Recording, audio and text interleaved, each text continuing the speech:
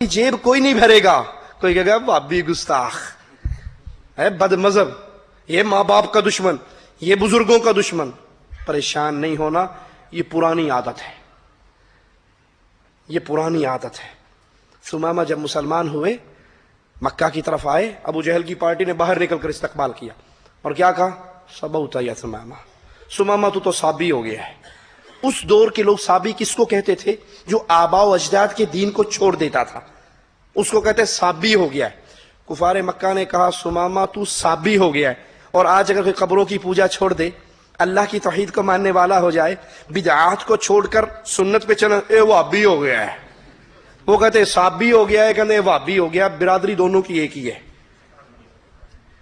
उसने कहा अल्लाह की कसम मैं साबी नहीं हुआ, मैं तो मोहम्मद रसूलुल्लाह की शरीयत और दीन को और अल्लाह के पैगाम को मान चुका हूं। जब आप इस पैगाम को आम करेंगे, जब आप लोगों तक ला इलाहा इल्लल्लाह का पैगाम पहुंचाएंगे, जब ला इलाहा इल्लल्लाह की बुनियाद पे आप फर्क करेंगे, मुआशरे में पहचान करवाएंगे, अल्लाह की कसम अपने भी नाराज होंगे, पराए भी नाराज होंगे। और जब तक आप आधे तीतर आधे बटेर बने रहोगे, सबके साथ कबूल हो जाओगे। जब तक आप आधे तीतर आधे बटेर, वो कैसे? मुहर्रम का हलवा आया, आपको पता है हराम है, अल्लाह के नाम की सबील नहीं, सबीले हुसैन है। आप कहते हो पुत्र से, पुत्र लैला कोठे पे सुट दांगे, पता है हराम है, लेकिन ले लो, छत पे फेंक देना। क्यों?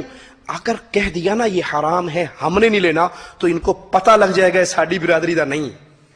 हाय हाय हाय, इन्ना लिल्लाहि व इन्ना इलैहि राजिऊन।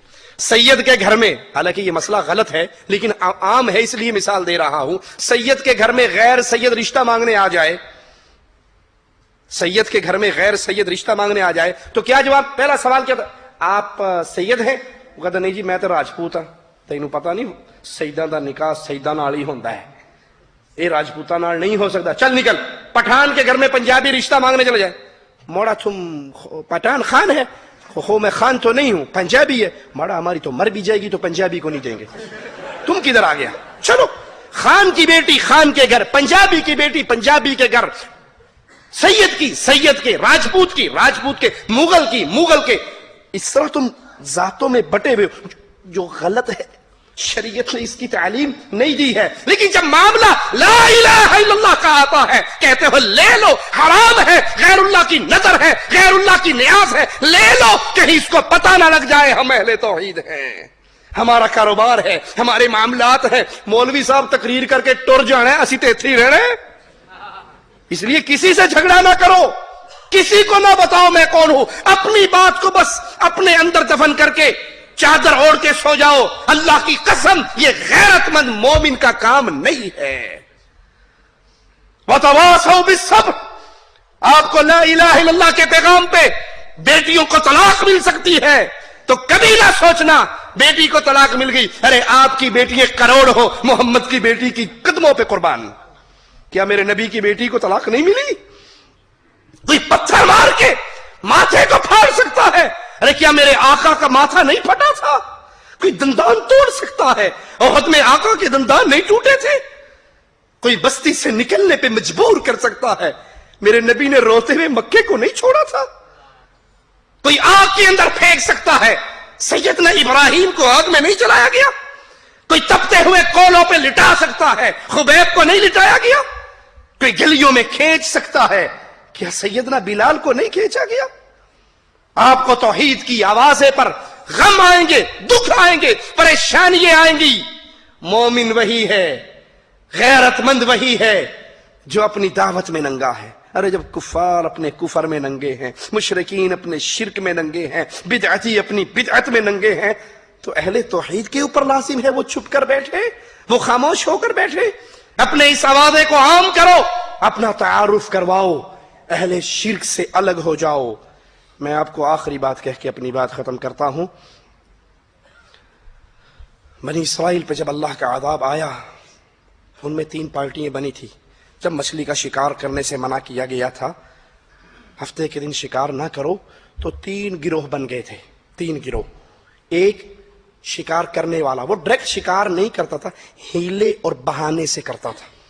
अगले दिन उस दिन आके छोटे छोटी नदियां, नाले, गड्ढे बना लिए, उसमें डाल के پھر اوپر سے بند کر دیں جی اسی پھڑی تے نہیں نا جی، اندر آپ ہی آ گئی، اسی تے نہیں پھڑی، اگلے دن آ کے پکڑتے تھے، وہ ہیلا اور بہانہ کرتے تھے۔ ایک یہ گروہ۔ دوسرا گروہ کون سا تھا؟ وہ شکار کرتا نہیں تھا لیکن کرنے والوں کو کچھ کہتا بھی، او جی انہوں نے اپنی قبر جانا، میں اپنی قبر جانا، ایویں اوکھا ہوتا رہا، میں نے ٹھیکہ لیا، میں ٹھیکیدار ہوں دین کا، ہر بندے نے اپنا جواب دینا، اس کی اپنی قبر میری اپنی قبر، اس نے اپنا کام کرنا میں نے اپنا کام کرنا۔ ان لوگوں کو مثال سے سمجھاؤں، آپ نے گھر جانا ہے، باہر روڈ پہ گئے ہو، ٹیکسی والا کھڑا ہے، آپ کہتے ہو منامہ جانا ہے، کہتا جی آؤ بیٹھو، کتنے پیسے لوگے؟ کہ جی بلاش لے کے جاؤں گا، فری میں، کوئی پیسہ نہیں، پھوکٹ میں جاؤ گے، آؤ۔ آپ جب بیٹھنے سے پہلے غور سے دیکھتے ہو نا، ڈرائیور کو تو اندھا ہے، ڈرائیور کو جب دیکھا تو اندھا تھا، اس کی گاڑی میں بیٹھو گے، کہو گے بھائی پیدل جانا منظور ہے، اندھے تیری گاڑی میں نہیں جاؤں گا، مروائے گا تو دے مارے گا کہیں، تجھے کیا نظر آتا؟ اگر وہ اندھا کہے میں نے اپنا کام کرنا، آپ نے اپنا کام کرنا، کیا مشکل ہے؟ آپ نے میرا ٹھیکہ لیا، میں اندھا ہوں، جو مرضی ہوں، میں نے گاڑی چلانی، میں چلاؤں جیسے مرضی، آپ نے پیچھے بیٹھنا، آپ کا اپنا کام، میرا اپنا کام، کہے گا مجھے عقل ہے، اندھے کی گاڑی میں نہیں بیٹھوں گا۔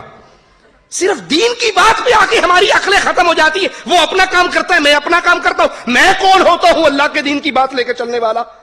میں نے سمجھ لیا، میں نے مان لیا، بس نہیں، نجات نہیں ملے گی۔ نجات ملنے کی تیسری شرط دعوت بھی دو، چوتھی شرط اس دعوت پر تکلیف آئے تو صبر بھی کرو، اس دعوت میں اپنے آپ کو واضح کرو۔ ایک گروہ شکار کرنے والا، دوسرا گروہ صوفیوں کا، کسی کو کچھ نہیں کہنا، تیسرا گروہ اہل توحید کا، ان کا نہ کریں گے نہ کرنے دیں گے۔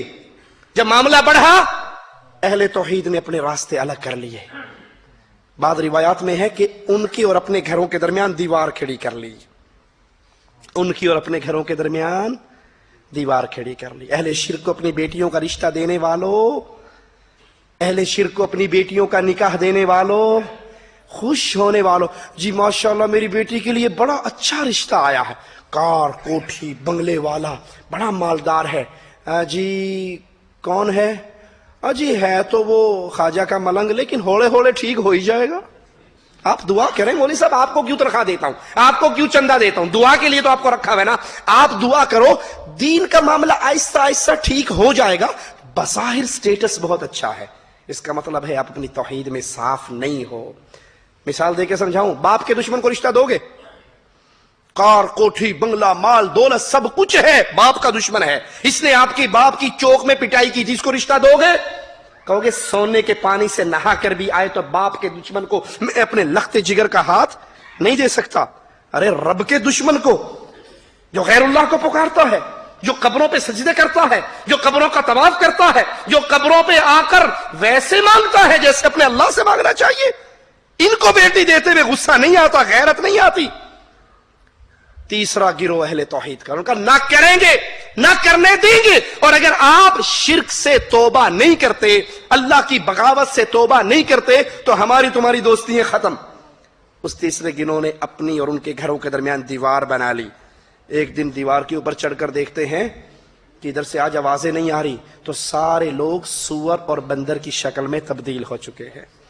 وہ دو گروہ مارے گئے، شکار کرنے والا بھی اللہ کے عذاب میں آ گیا، اور صوفیوں کا گروہ بھی اللہ کے عذاب میں آ گیا، جو کہتا کسی کو کچھ نہیں کہنا، وہ بھی مارے گئے۔ صرف ایک گروہ بچا، وہ تھے جو اللہ کی بغاوت نہ کرتے تھے نہ کرنے دیتے تھے۔ لوگوں اگر نجات چاہتے ہو ان چار چیزوں کو اپنے پلے سے باندھ لو۔ الا الذین آمنوا، توحید کو مانو، اللہ پر ویسے ایمان لاؤ جیسے اللہ کو مطلوب ہے۔ وعملوا الصالحات، نیک اعمال کرو، ہر عمل کے کرنے سے پہلے دیکھو اس عمل پر رسول اللہ صلی اللہ علیہ وسلم کی مہر ہے یا نہیں، یہ حدیث سے ثابت ہے یا نہیں۔ عمل بعد میں کرو، حوالہ پہلے تلاش کرو، سنت پہلے تلاش کرو۔ وتواصوا بالحق، پھر اس دعوت